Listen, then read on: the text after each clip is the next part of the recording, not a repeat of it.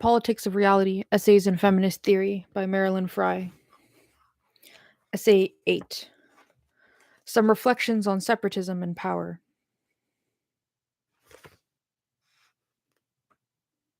Nope.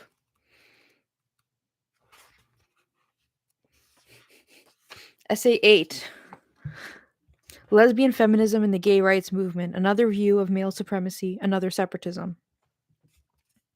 Note: this essay is a revision of a talk I gave at an event in the spring of 1981 in Grand Rapids, Michigan, organized by the Grand Rapids chapter of the gay Catholic organization Dignity and co-sponsored by Aradia. My thanks to Larry Manglitz and Callian Lewis for seeing the need and doing something about it.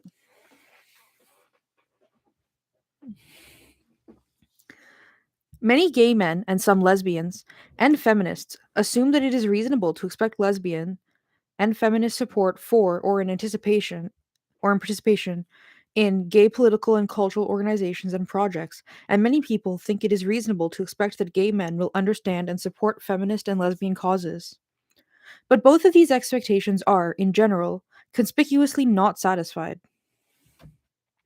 With a few exceptions, lesbians, and in particular feminist lesbians, have not seen gay rights as a compelling cause, nor found association with gay organizations rewarding enough to hold more than temporary interest. With perhaps even fewer expectations, gay men do not find feminist or lesbian concerns to be close enough to their own to compel either supportive political action or serious and attentive thought. Gay political and cultural organizations, which ostensibly welcome and act on behalf of both gay men and gay women, generally have few, if any, lesbian members, and lesbian and feminist political and cultural organizations, whether or not they seek or accept male membership, have little, if any, gay male support. All of us deviants suffer from the fact that the dominant culture is, at least publicly, intolerant of deviations from what might be called quote unquote missionary sexuality organized around male dominant, female subordinate genital intercourse.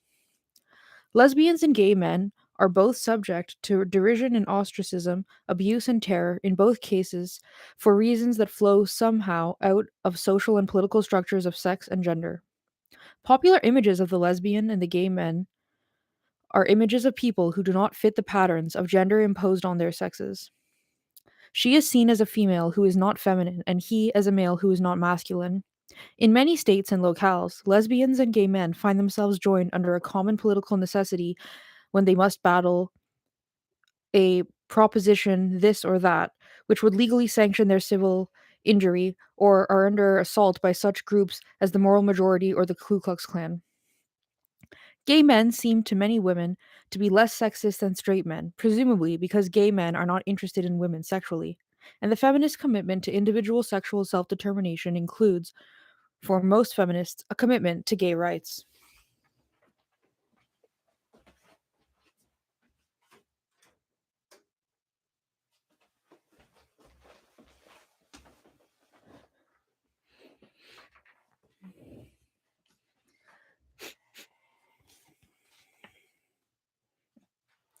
Such things might lead one to suppose that there is, in fact, a cultural and political affinity between gay men on the one hand and women, lesbians and or feminists on the other, and then to assume that the absence of any firm and general alliance here must be explained by there being some sort of hitch or barrier, some accidental factor of style, language, or misinformation which obscures the common interests or makes cooperation difficult.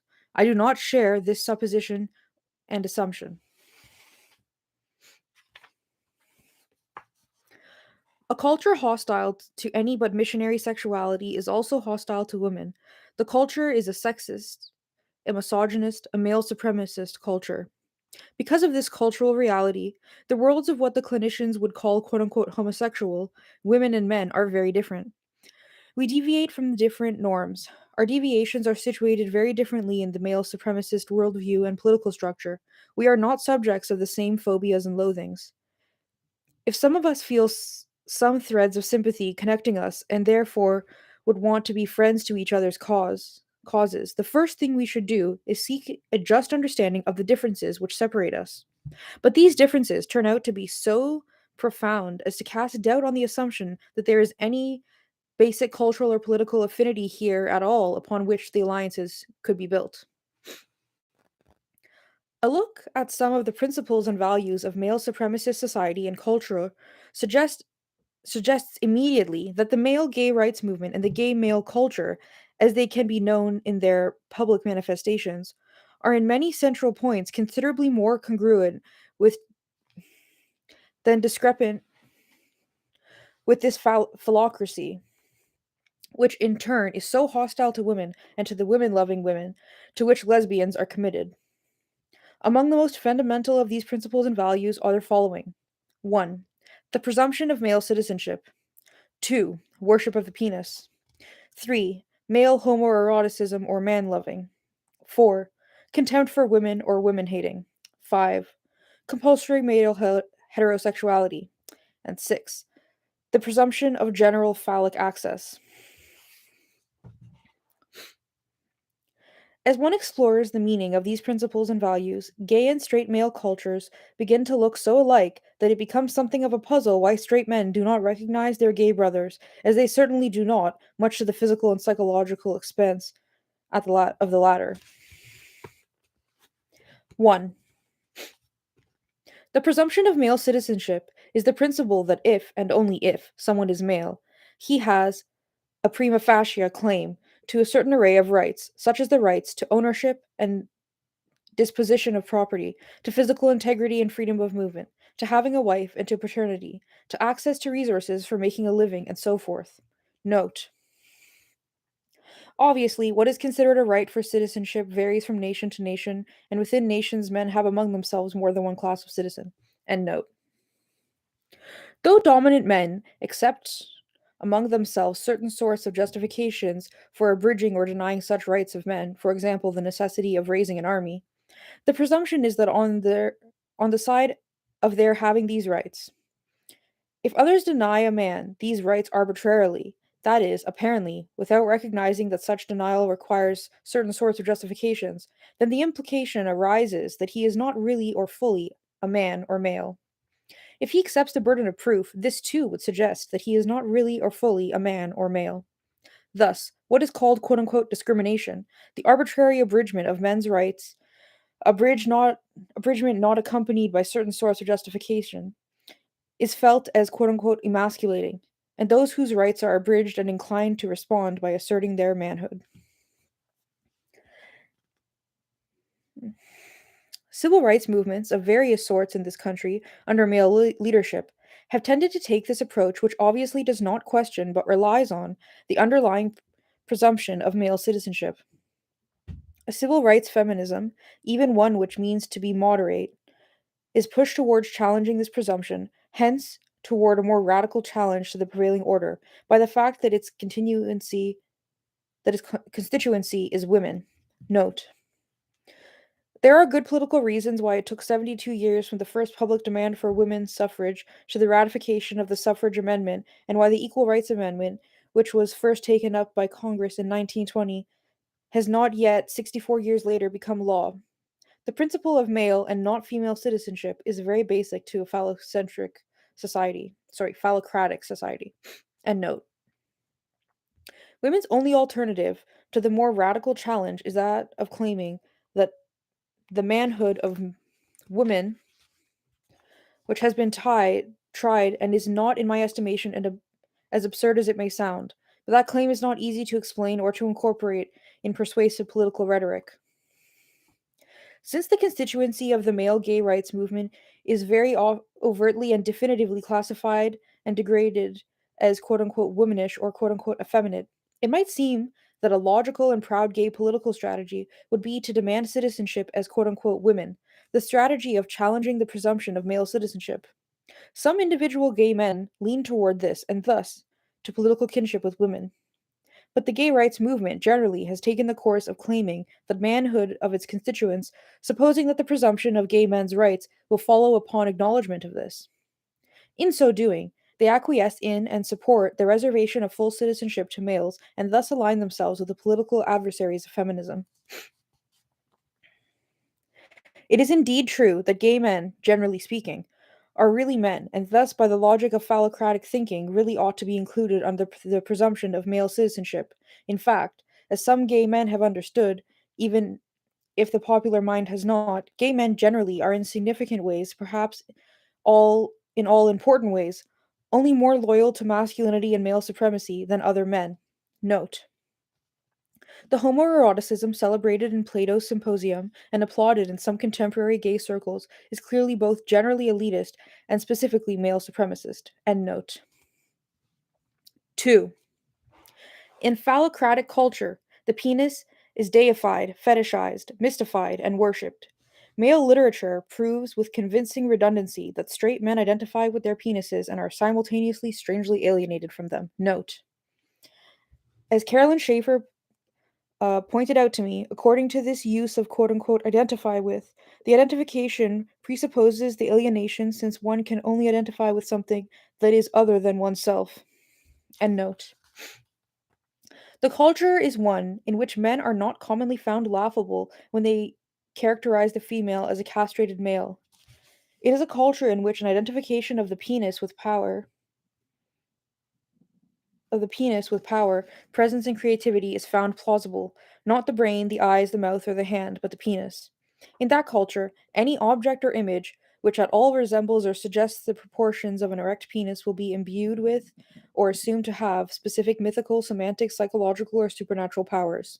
There is nothing in gay male culture or politics, as they appear on the streets, in the bars, and gay media, which challenges this belief of the magic of the penis. In the straight culture, worship of the penis in symbolic representations is overt and common, but gay men's love of penises in the flesh tends to be something of a closet affair, expressed privately or covertly, or disguised by humor or roughhousing. Gay men generally are only much more straightforward about it, less ambivalent, less restrained, more overt. If worship of the phallus is central to phallocratic culture, then gay men, by and large, are more like ardent priests than infidels, and the gay rights movement may be the fundamentalism of the global religion which is patriarchy. In this matter, the congruence of gay male culture with straight male culture and the chasm between these and women's cultures are great indeed.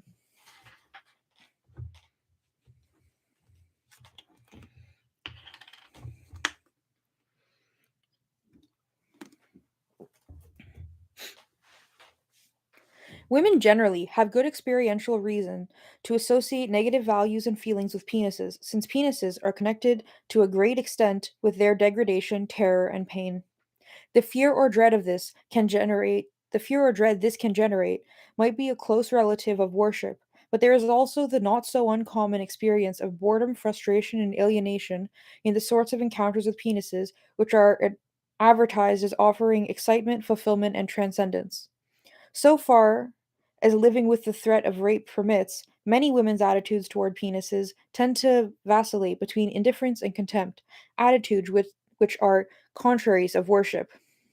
Lesbians and feminists, who may know more securely the dispensability of penises to women's physical gratification and to their identity and authority, may be even more prone than most women to those unworshipful attitudes. It is among women, especially feminists and lesbians, that the unbelievers are to be found. We and gay men are on opposite sides of this part of the phallocratic orthodoxy. Let me interject that though I derogate and mock the worship of penis, I do not despise its enjoyment. I suspect that if penises were enjoyed a good deal more and worshipped a great deal less, everyone's understanding of both male and female sexuality, of power and of love, would change beyond recognition, and much for the better. But I do not read gay male culture as that radical a culture of enjoyment, in spite of the hedonistic rhetoric and the number of good cooks it produces. There are suggestions of this heresy at its outer margins only, and I will return to that matter later. 3. The third principle of male supremacy I listed above is the principle of male homoeroticism. I'm not speaking of some sort of quote unquote repressed homosexuality to which the intense heterosexuality of so many men is said to be a reaction. I speak here not of homosexuality but of homoeroticism, and I think it is not in the least repressed. In the dominant straight male language and worldview, quote unquote sex equals what I have called quote unquote missionary sex. In spite of the variety of things that people actually do with and to each other in private under the rubric of quote unquote having sex or quote unquote being sexual, cultural images of sex and quote unquote sex acts refer and pertain overwhelmingly to male dominant, female subordinate genital intercourse. That is, to fucking. As has often been documented, most men claim, indeed insist, that there is no essential connection between sex, that is, fucking, and love, affection, emotional connection, admiration, honor, or any of the other passions of desire and attachment. To say that straight men are heterosexual is only to say that they engage in sex, fucking, exclusively or upon or to the other sex, i.e., women. Note: when a man who considers himself firmly heterosexual fucks a boy or another man, generally he considers that the other to be a woman or to be made a woman by this act. End note. All or almost all of that which pertains to love, most straight men reserve exclusively for other men. The people whom they admire, respect, adore, revere, honor, whom they imitate, idolize, and form profound attachments with, 2. Whom they are willing to teach, and from whom they are willing to learn, and whose respect, admiration, recognition, honor, reverence, and love they desire, those are overwhelmingly other men. In their relations with women, what passes for respect is kindness, generosity, or paternalism. What passes for honor is removal to the pedestal. From women they want devotion, service, and sex. Heterosexual male culture is homoerotic. It is man loving. This is perfectly consistent with its being heterosexual, since in this scheme, sex and love have nothing essential and very little that is accidental to do with each other. Gay male culture is also homoerotic.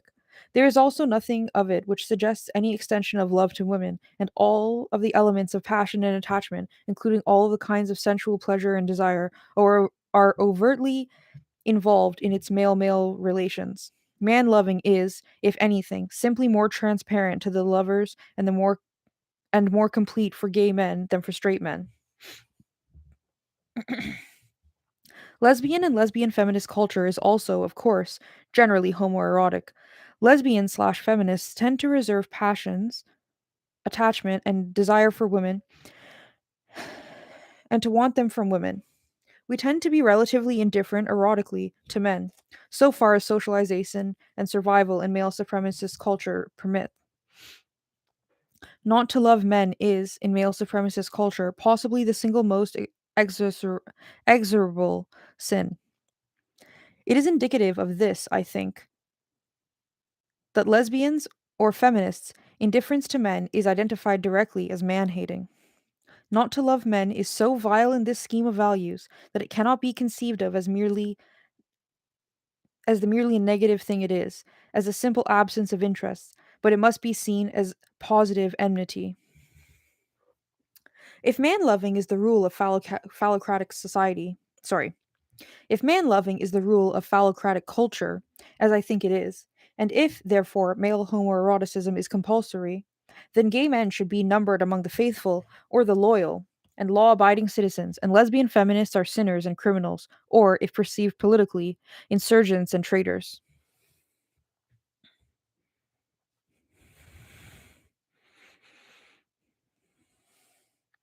4.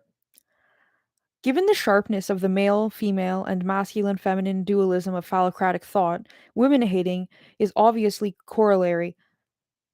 corollary of man hating or man loving. Okay, let me just read that again. Okay. 4. Given the sharpness of the male, female, and masculine feminine dualism of phallocratic thought, woman hating is an obvious corollary of man loving. Contempt for women is such a common thing in this culture that it is sometimes hard to see. It is expressed in a great deal of what passes for humor and is in most popular entertainment. Its presence is also in high culture and scholarship, has been documented exhaustively by feminist scholars in every field. It is prompted by the advertising and fashion industries. All heterosexual pornography, including man made so called quote unquote lesbian pornography for male audiences, exhibits absolutely uncompromising woman hating. Athletics coaches and military drill sergeants express their disgust when their charges perform inadequately by calling them quote unquote women, quote unquote ladies, quote unquote girls, and other more derogatory names for females.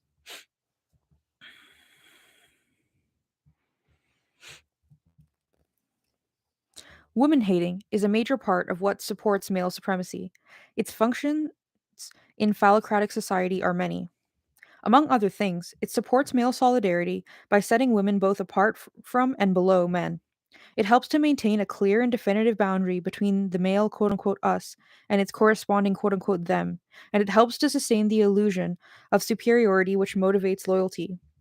Men not uncommonly act out of contempt for women ritually to express and thereby reconfirm themselves and each other their manhood, that is, their loyal partisanship of the male quote unquote us and their rights to the privileges of the membership. This is one of the functions of the exchanges of quote unquote conquest stories, of casual derogatory or derogation, gang rape, and other such small and large atrocities. In a woman hating culture, one of the very nasty things that can happen to a man is being treated or seen as a woman or woman like. This degradation makes him a proper object of rape and derision and reserves him for the presumption of civil rights. This dreadful fate befalls gay men. In society at large, if it is known that a man is gay, he is subject to being pegged at the level of sexual status, personal authority, and civil rights which are presumptive for women. This is, of course, really quite unfair, for most gay men are quite as fully men as men. Being gay is not at all inconsistent with being loyal to masculinity and committed to contempt for women. Some of the very things which lead straight people to doubt gay men's manhood are, in fact, proofs of it. One of the things which persuades the straight world that gay men are not really men is the effeminacy of style of some gay men and the gay institution of the impersonation of women, both of which are associated in the popular mind with male homosexuality. But as I read it, gay men's effeminacy and donning of feminine apparel displays no love of or identification with woman or the womanly. For the most part, this femininity is affected and is characterized by theatrical exaggeration. It is a casual and cynical mockery of women, for whom femininity is the trappings of oppression. But it is also a kind of play, a toying with that which is taboo. It is a naughtiness indulged in, I suspect, more by those who believe in their immunity to contamination than by those with any doubts or fears. Cocky lads who are sure of their immortality are the ones who do acrobatics on the ledge 5 stories above the pavement. When gay male affectation of femininity seems to me to be is a kind of serious sport in which men may exercise their power and control over the feminine, such as in other sports one exercises physical power and control over elements of the physical universe. Some gay men achieve, indeed, prodigious mastery of the feminine, and they are often treated by those in the know with some respect with the respect due to heroes. Note. Female impersonators are a staple in the entertainment provided at gay bars and clubs, and they play to a very appreciative audience. Their skills is their skill is recognized and admired. The best of them travel around like other entertainers, and their stage names are well known all over the country. They are idols of a sort. And note.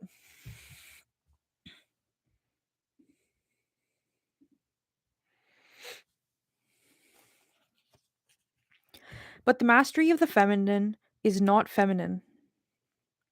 It is masculine. It is not a manifestation of woman loving, but of woman hating. Someone with such mastery may have the very first claim to manhood. All this suggests that there is more than a little truth in the common claim that homophobia belongs most to those least secure in their masculinity. Blatant and flagrant gay male effeminacy ridicules straight men's anxious and superstitious avoidance of the feminine. And there are gay men who are inclined to cheer this account, to feel smug and delighted at an analysis like this, which suggests that they are superior to other men, that is, superior in their masculinity. They clearly re- reveal They clearly reveal thereby that they do indeed pass the contempt for women test of manhood. Open parentheses. There is a gentler politic which lies behind some gay men's affection of the feminine. It can be a kind of fun which involves mockery not of women or of straight men, but of the whole institution of gender, a deliberately irreverent fooling around with one of the most sacred foolishnesses of phallocratic culture. This may be necessarily light-hearted political action of a gender rebel rather than an exercise of masculinity. Certain kinds of lightheartedness in connection with what is, after all, the paraphernalia of women's oppression can become a rather bad joke. But when the silliness stays put as a good joke on patriarchy, it betrays a potentially revolutionary levity about the serious matter of manhood, and thus may express a politics more congenial to feminism than most gay politics. Close parentheses.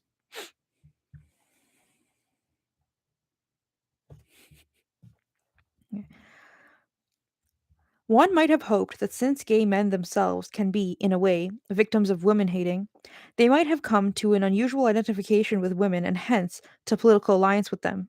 This is a political possibility which is in some degree actualized by some gay men, but for most, such identification is really impossible. They know, even if not articulately, that their classification with women is based on a profound misunderstanding. Like most other men who, for one reason or another, get a taste of what it's like to be a woman in a woman hating culture, they are inclined to protest not the injustice of ever being treated so shabbily, but the injustice of their being treated so that they are not women. Or, sorry, of their being treated so when they are not women.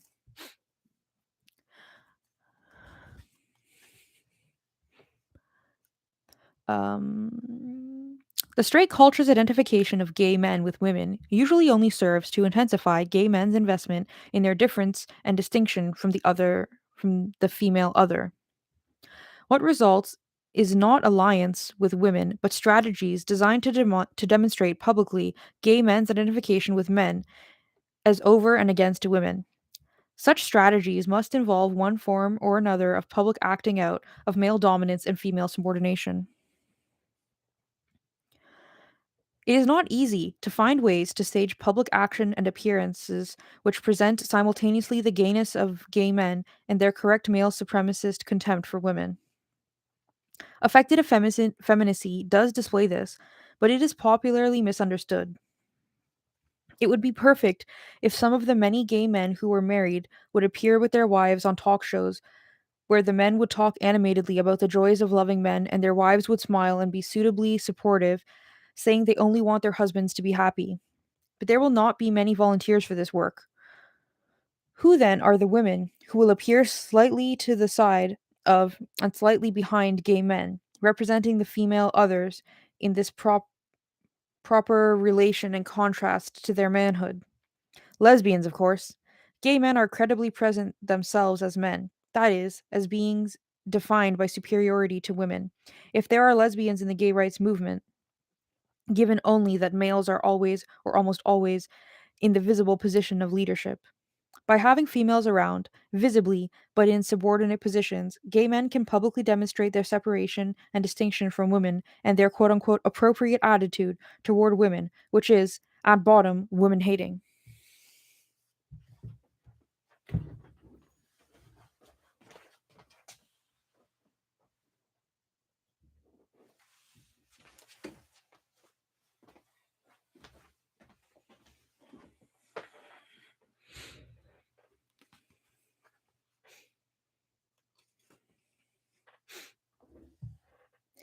Gay male culture and the male gay rights movement, in their public visible manifestations, seem to conform quite nicely to the fundamental male supremacist principle of women hating. Anyone who has hung around a gay bar would expect as much. Gay men, like other men, commonly, casually, and cheerfully make jokes which denigrate and vilify women's bodies, women and women's genitals. Indeed, in some circles, contempt for women and physical disgust with female bodies are overtly accepted as just the other side of the coin of gay men's attraction to men. 5. The fifth of the principles of male supremacy, which I listed, was the principle of compulsory heterosexuality. It is a rule about having sex that is about quote unquote missionary fucking. This activity is generally compulsory for males in this culture. Fucking is a large part of how females are kept subordinate to males. It is a ritual enactment of that subordination, which constantly reaffirms the fact of subordination and habituates both men and women to it, both in body and in imagination. It is also one of the components of the system of behavior and values which constitutes compulsory motherhood for women. A great deal of fucking is also presumed to preserve and maintain women's belief in their own essential heterosexuality, which in turn, for women as not for men, connects with and reinforces female heteroeroticism, that is, man loving in women. It is very important to the maintenance of male supremacy that men fuck women a lot. So it is required, it is compulsory. Doing it is both doing one's duty and an expression of solidarity. A man who does not or will not fuck women is not pulling his share of the load. He is not a loyal and dependable member of the team. Some gay men certainly are deviants in this respect and would lobby for tolerance of their deviance without the penalties now attached to it. They would break a rule of phallocracy, but in many cases, they are loath to do their duty only because they have learned all too well their lessons in woman hating. Their reluctance to play out this part of manhood is due only to an imbalance, where the requisite woman hating has taken a form and reached an intensity which puts it in tension with this other requirement of manhood. Such divergence of gay life from male supremacist culture clearly is not a turning from fundamental male supremacist values, so much as it is a manifestation of the tensions internal to those values.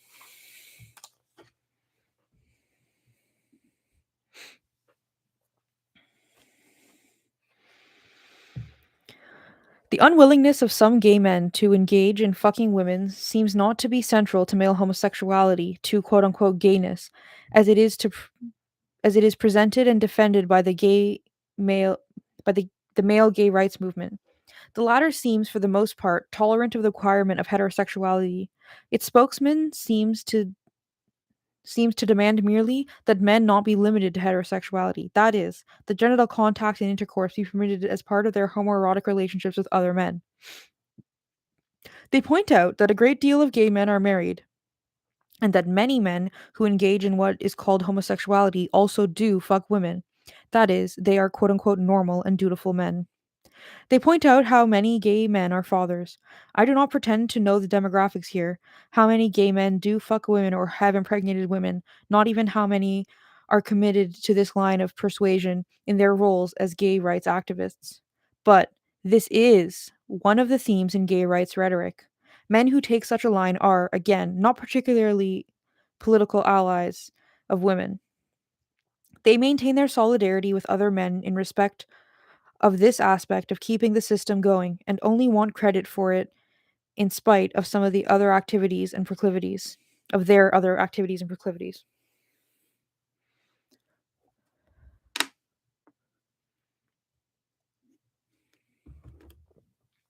6.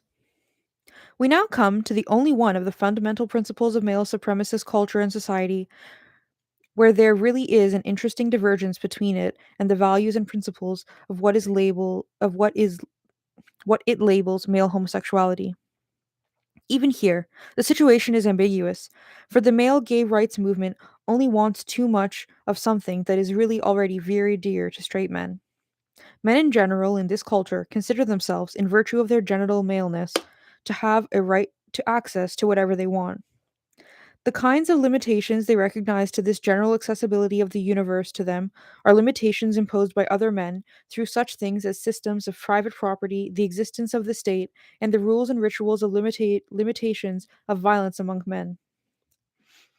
In their identification with mankind, they recognize no limitations whatsoever on their access to anything else in the universe, with the possible exception of those imposed by the physical requirements of mankind's own survival, and they may even ignore or scoff at those out of some strange belief in mankind as immortal and eternal. The translation of this cosmic male arrogance to the level of the individual male body is the individual's presumption of the almost universal right to fuck, to assert his individual male dominance over all that is not himself by using it for his phallic gratification or self assertion at either a physical or a symbolic level. Any physical object can be urinated on or in, or ejaculated on or in, or penetrated by his penis, as can any non human animal or any woman, subject only to limitations imposed by property rights and local social mores. And even those are far from inviolable by the erect penis, which, they say, has no conscience.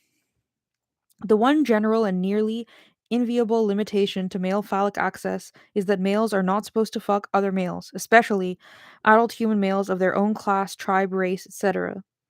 This is the one important rule of phallocratic culture that most gay men do violate.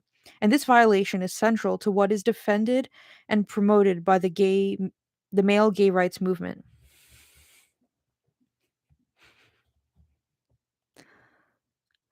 But note the form of this deviation from the rules of the male supremacist game. It is refusing a limitation on phallic access. It is a refusal to restrain the male self. It is an access of phallic arrogance. The fundamental principle is that of universal phallic access. What is in dispute is only a qualification of it. Gay male culture does not deny or shun the principle, it embraces it. A large part of what maintains male supremacy is the constant cultivation of masculinity in genital males. Masculinity involves the belief that, as a man, one is the center of the universe, which is designed to feed and sustain one, and to be ruled by one, as well as the belief that anything which does not conform to one's will may be, perhaps should be, brought into line by violence. Thus far, there really would be no room in the universe for more than one masculine being. There must be a balancing factor, something to protect the masculine beings from each other. Sure enough, there is a sort of quote unquote incest taboo built into standard masculinity. A properly masculine being does not prey upon or consume other masculine beings in his kin group. Note, I use the term quote unquote kin here in a special sense. The group in question may be defined more or less broadly by class, race, age, religion, religious affiliation, ethnic origin, language, etc., and may be a street gang, a mafia, quote unquote family, a corporation, students at a particular school, political machine, etc. And note, it is a moderating theme like the rule of honor among thieves.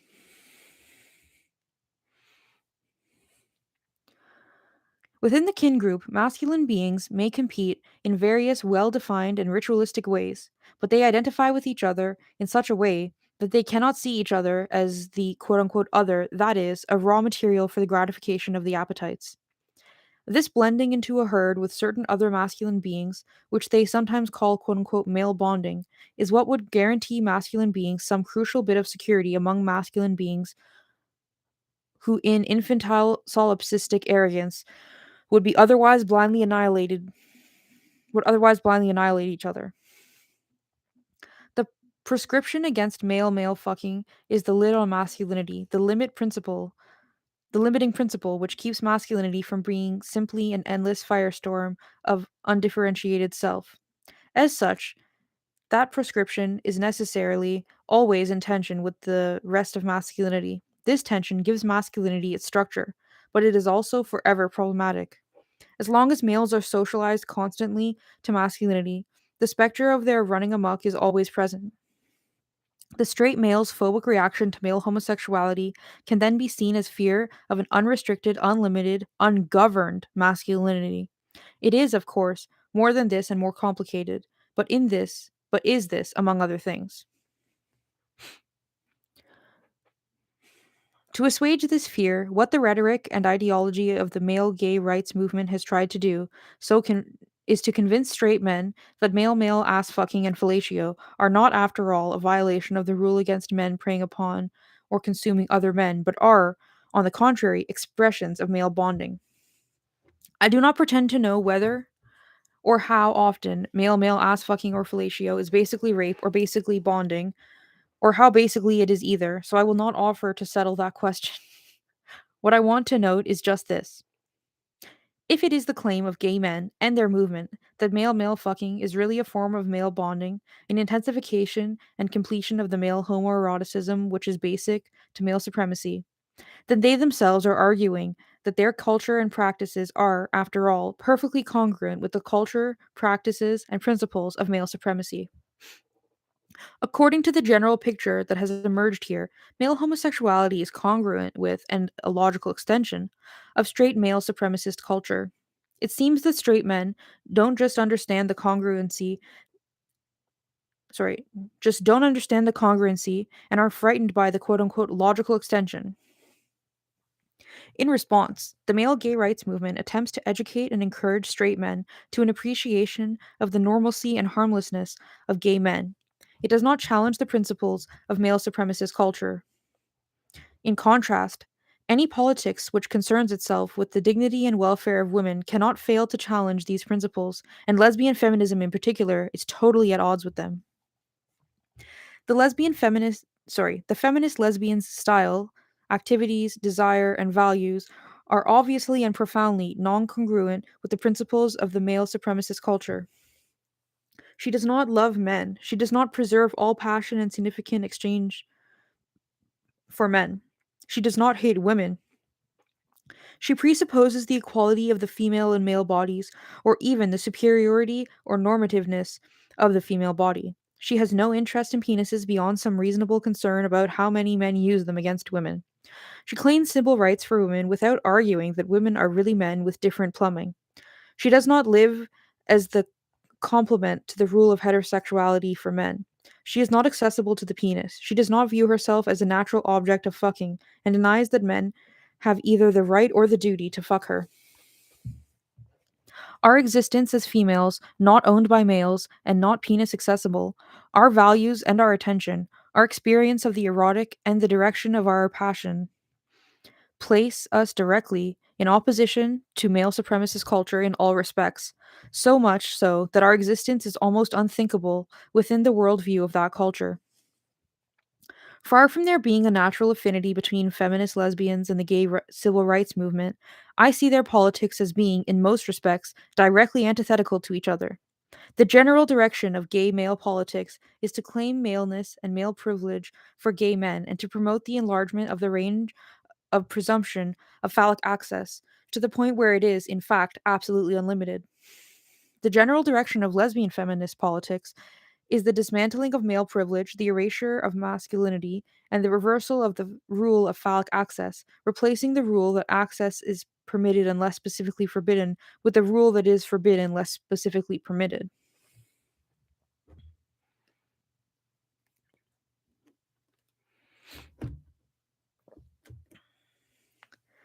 There are other possibilities. Gay men, at least those who are not of the upper economic classes and or are not white, do not experience the hatred and fear and contempt of straight men. Note, and women too, including some lesbians. But women's negative attitudes towards any group of men are not really as consequential as men's. End note. Do experience ostracism and abridgment of rights, or live with the threat thereof. Gay men are ostracized and victimized significantly more than other men of their class and race by bullies, muggers, and religious zealots of the world. They do tolerate, as do women, legal and non legal harassment and insult to self respecting an insult no self respecting person would ever tolerate. Out of this marginalization and victimization, there could and should come something more constructive, progressive, indeed revolutionary, than a politics of assimilationism, which, oh, which consists mainly of claims to manhood and pleas for understanding. However, a man comes to perceive himself as quote unquote different with respects to his relation to the gender categories in his sexual desires, in his passions. He comes so to perceive himself in a cultural context which offers him the duality masculine feminine to box himself into. On the one hand, he is quote unquote offered the dominant sexist and heterosexist culture, which will label him feminine and castigate him. And on the other hand, he is quote unquote offered a very misogynistic and hypermasculine gay male subculture. He is invited to join a basically masculinist gay rights movement mediating the two, trying to build bridges of understanding between them. If he has the aesthetic and political good taste to find all of the above repugnant, he can only do what lesbian feminists have been doing: invent. He has to move off, as we have, in previously indescribable directions. He has to invent what maleness is when it is not shaped and hardened into straight masculinity, a gay hypermasculinity, or effeminacy.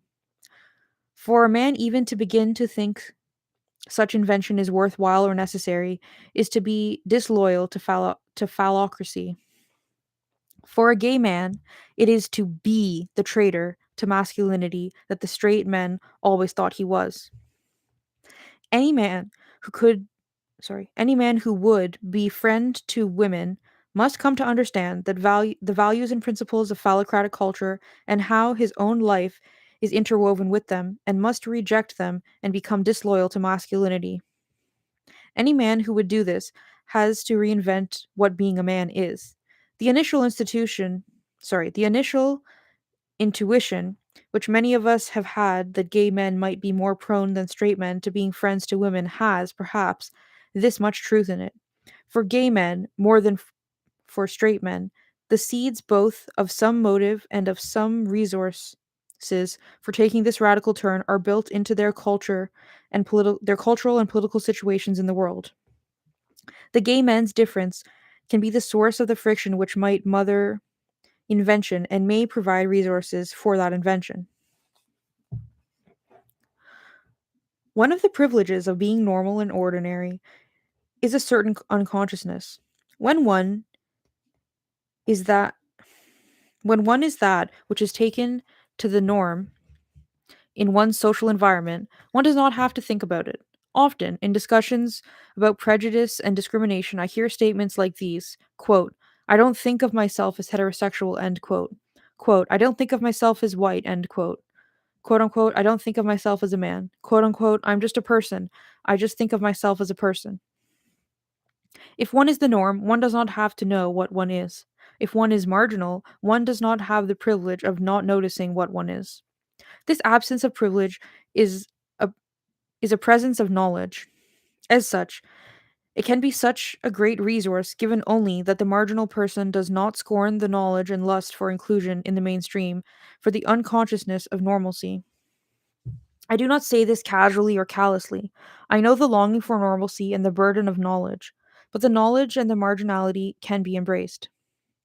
The alternative to embracing them is erasing the meaning of one's own experience in order to blend in as normal, pretending that one's difference is nothing, really, nothing more significant than a preference for foreign cars, bourbon, or Western cut clothes. Gay men and lesbians, all, are sexual deviants. Our bodies move in this world on very different paths and encounter other bodies in very different ways and different places than do the bodies of the heterosexual majority. Nothing could be more fundamental. The difference is not quote unquote mere, not unimportant. Whatever it is in us, whatever there is in us that longs for integrity has to go with that knowledge, not with the desire to lose consciousness in normalcy. I cannot tell another person how the knowledge of her or his marginality will ramify through lifelong experience to more knowledge. But I think it is safe to say that since our marginality has so centrally to do with our bodies and our bodies' nonconformance with the bodily and behavioral categories of the dominant cultures, we have access to knowledge of bodies which is lost and or hidden in the dominant cultures. In particular, both gay men and lesbians may have access to knowledge of bodily, sensuous pleasure that is almost totally blocked out in the heterosexual male supremacist cultures, especially in the streams most dominated by white Christian commercial and militaristic styles and values. To the extent that gay male culture cultivates and explores and expands its tendencies to the pursuit of simple bodily pleasure as opposed to its tendencies to fetishism, fantasy, and alienation, it seems that it could nurture very radical, hitherto unthinkable new conceptions of what it can be to live as a male body.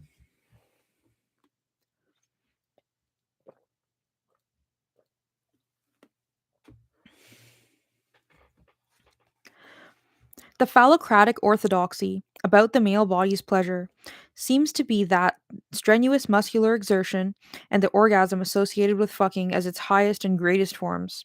This doctrine suits the purposes of a society which requires both intensive fucking and a population of males who imagine themselves as warriors.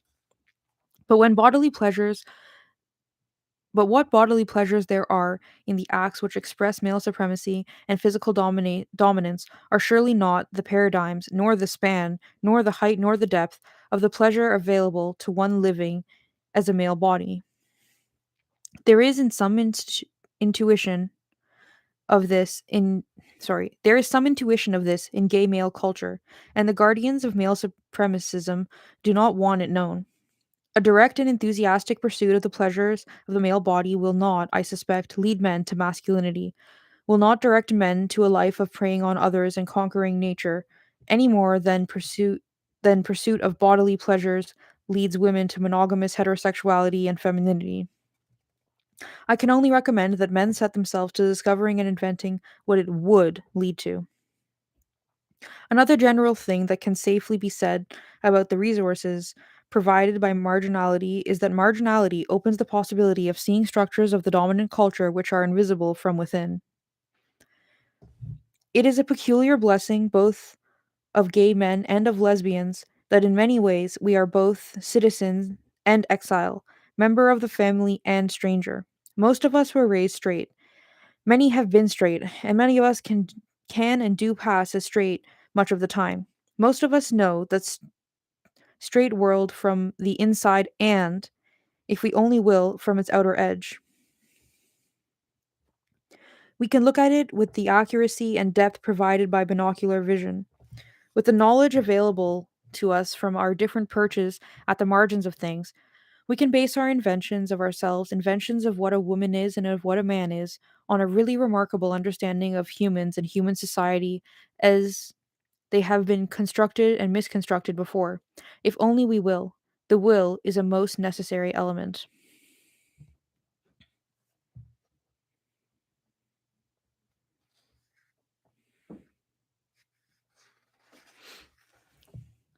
It has been the political policy of lesbian feminists to present ourselves publicly as persons who have chosen lesbian patterns of desire and sensuality. Whether as individuals we feel ourselves to have been born lesbians or to be lesbians by decision, we claim as morally and politically conscious agents a positive choice to go with it, to claim our lesbianism, to take full advantage of its advantages.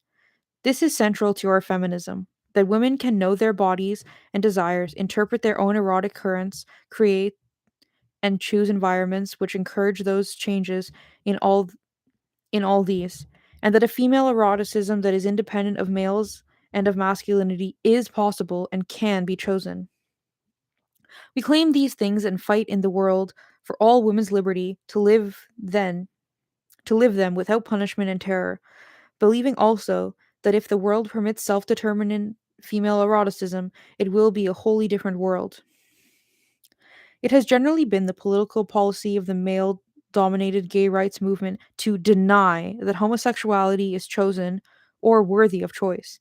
In the public arena, that movement's primary stance has been, quote, we would be straight if we had a choice, but we don't have a choice, end quote, supplemented by, quote, we're all really just humans just like you, end quote.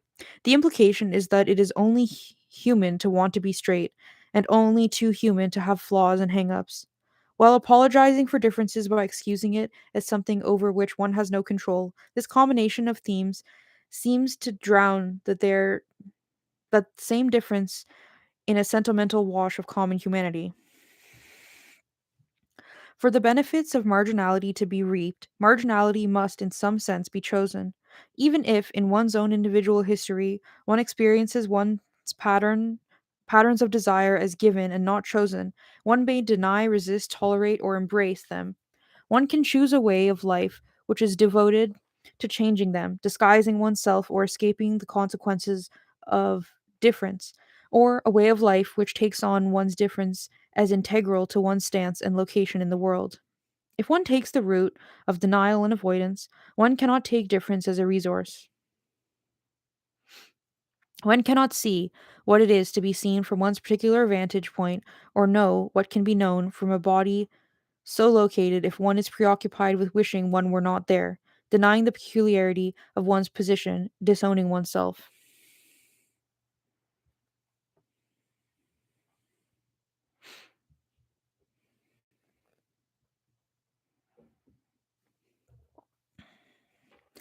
The power available to those who choose, who decide it in favor of deviance from heterosexual norms, can be very great.